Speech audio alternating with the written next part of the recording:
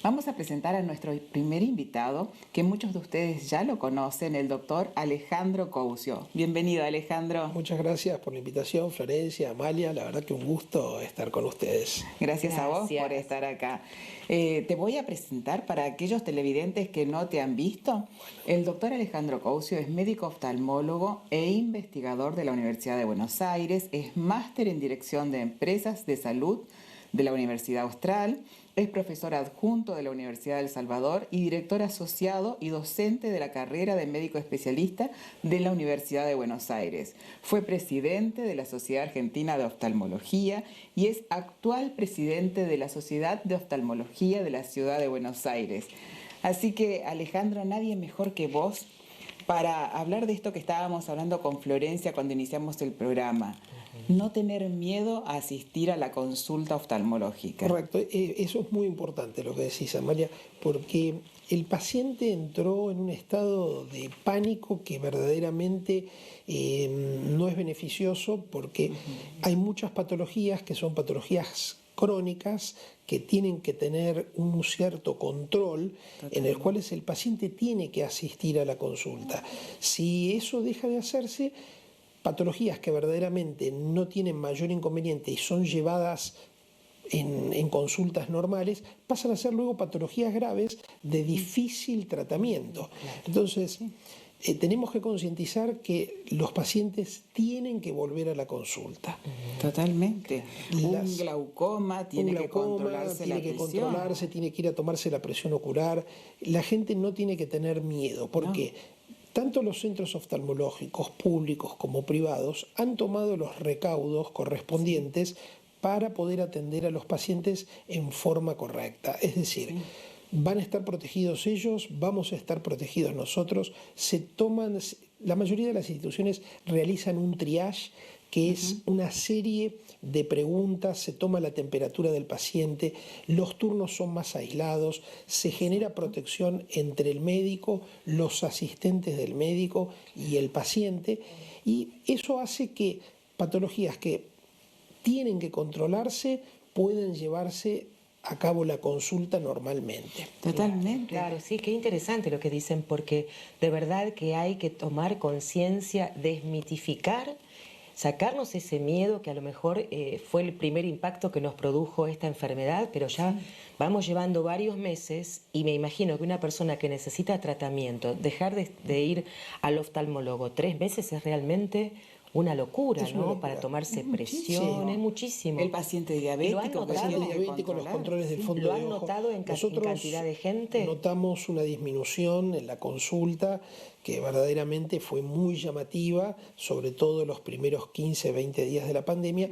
Ahora es como que la gente va tomando un poco más de confianza, pero están muy bajos los niveles de consulta oftalmológica. Sí, tanto grave, en la parte privada como la pública. Lo mismo. Qué notable, sí, en el hospital público, en el Hospital Santa Lucía, donde yo estoy, ha bajado muchísimo la consulta y la gente tiene miedo a una intervención quirúrgica, aunque le digas que lo que tiene es un tumor y tiene que operarse. Qué notable, ¿eh? La reapertura, además de la parte quirúrgica, fue progresiva. En una primera etapa lo que se trató fueron quirúrgicamente nada más que las urgencias, con buen criterio. Pero bueno, las urgencias es una parte nomás. Después hay otras enfermedades crónicas, como bien dice Amalia, la diabetes. Hay que controlar el fondo de ojo de los diabéticos. Los pacientes con glaucoma hay que tomarles la presión. Es decir, porque si no, patologías que son de buen manejo farmacológico, es decir, con gotitas en nuestro caso, terminan siendo patologías quirúrgicas y de urgencia. Qué interesante, ahí vemos en imágenes las medidas que se toman, ¿no es cierto? Sí, tenemos barbijo el paciente y el médico y una pantalla que nos protege a ambos.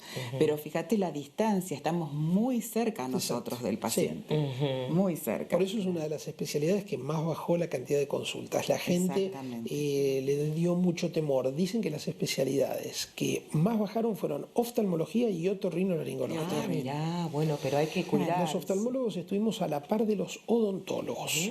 Alejandro, Y contame un poquito de la Sociedad de Oftalmología de la Ciudad de Buenos Aires. Vos sabés que Exacto. es nuestro flamante presidente. ¡Qué bien! ¡Felicitaciones! Gracias. Y tantos oftalmólogos que hay en la capital federal y no teníamos una sociedad. Mira, fue algo que fuimos estudiando. Yo cuando fui presidente de la Sociedad Argentina de Oftalmología, la Sociedad Argentina de Oftalmología es una sociedad muy antigua, cumple 100 años este 100 año, el 8 de septiembre.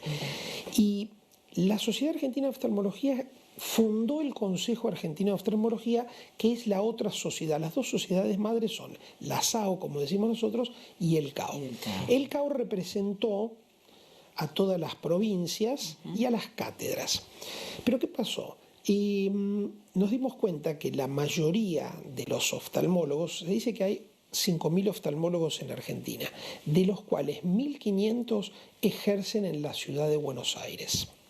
1.200 en forma permanente y hay 300 que tienen movilidad entre la capital y la provincia de Buenos Aires.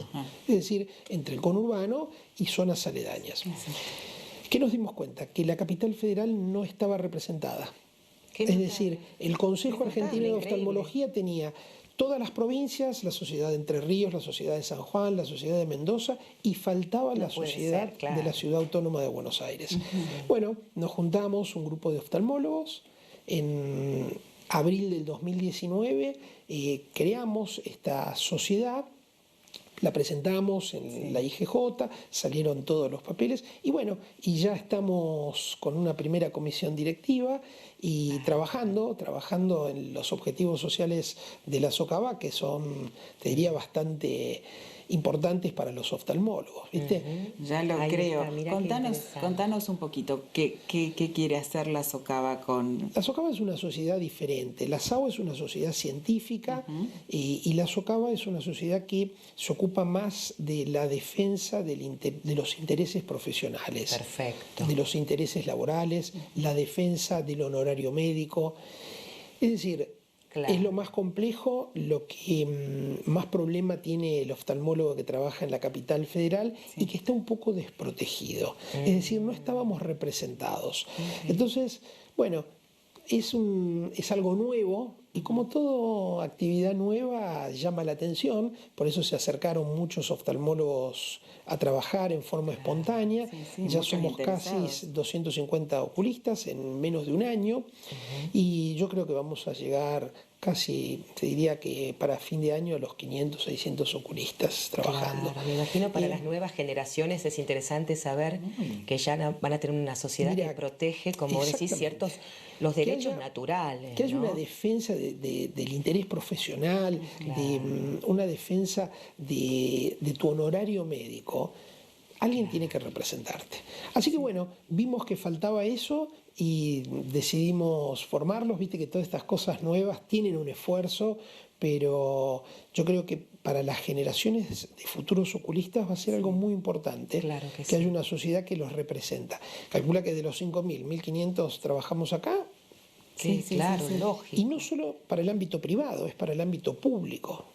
Es decir, tenemos que estar representados en todos los sectores de la oftalmología. Es decir, o sea, también para los residentes, becarios, concurrentes, todos los médicos algo parejo, recién recibidos. Claro. Sí. Siempre pienso que en las universidades, cuando uno se está por recibir, debería haber una materia o algo que hable de estos temas al que se va, porque uno sale a la calle, sabe mucho de su ciencia, pero le falta la otra parte, de cómo me defiendo, cómo se cobra, cómo es la cosa, No está mal lo que dice Florencia. No, es que lo tengo pensado que para mí tiene que ser en todas las carreras. Muchos no nos gusta eso. Es decir, durante años, como la medicina estaba muy bien valorizada, ese punto no era un punto de interés.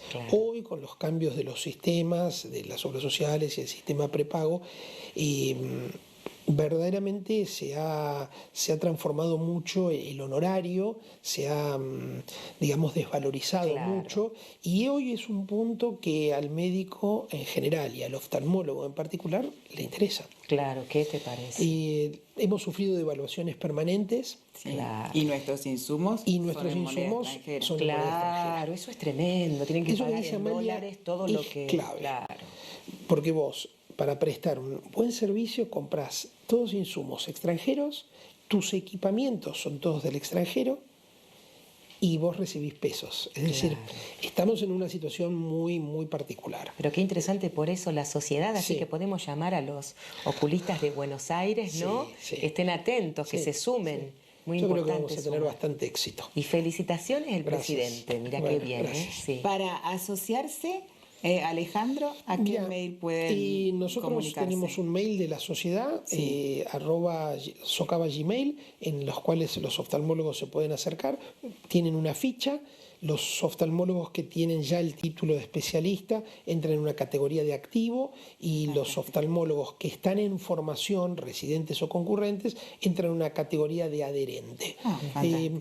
Lo cual le damos la oportunidad de incorporarse a trabajar en distintas comisiones. Buenísimo. A La hemos todos. convocado a la doctora Amalia Escarza, ¿Qué te la parte parece? de comunicación para Claro. nosotros es clave. Sí, qué Muchas maravilla, gracias, me muchas encanta, gracias qué Alejandro. lindo. Y gracias por haber venido, No, gracias a por ustedes por la contarnos todo invitación. esto. La verdad que es un Un placer placer. estar con ustedes. Muy lindo, lo mejor para la sociedad Bueno, muchas y gracias. que todo esto traiga nuevas ideas a cada Sí, profesión. pero la tuya es muy buena. Sí, y la última, y pienso una más A allá, ver. que así como la Casa del Teatro Sí, fue hecha por los actores para tener un lugar donde algún día quizá eminencias por las cuestiones de la vida ya no trabajan, tendría que haber en cada oficio una casa, la casa del oculista, espectacular eso. para el oculista que trabajó mucho y de pronto la vida lo llevó a no tener honorario suficiente, bueno, una especie de un petit hotel sí. donde pasar el... Bien No, pensado, está ¿eh? En cada oficio tendría que haber, ¿no? La casa del abogado, la casa del... Bueno, Muy ideas, bien, ideas de Florencia. la cuarentena. Para ¿viste? cuando sea jefa de gobierno, Florencia. Vamos todavía. Gracias. Bueno, nos vamos a una pequeña tanda y volvemos enseguida con más a la vista.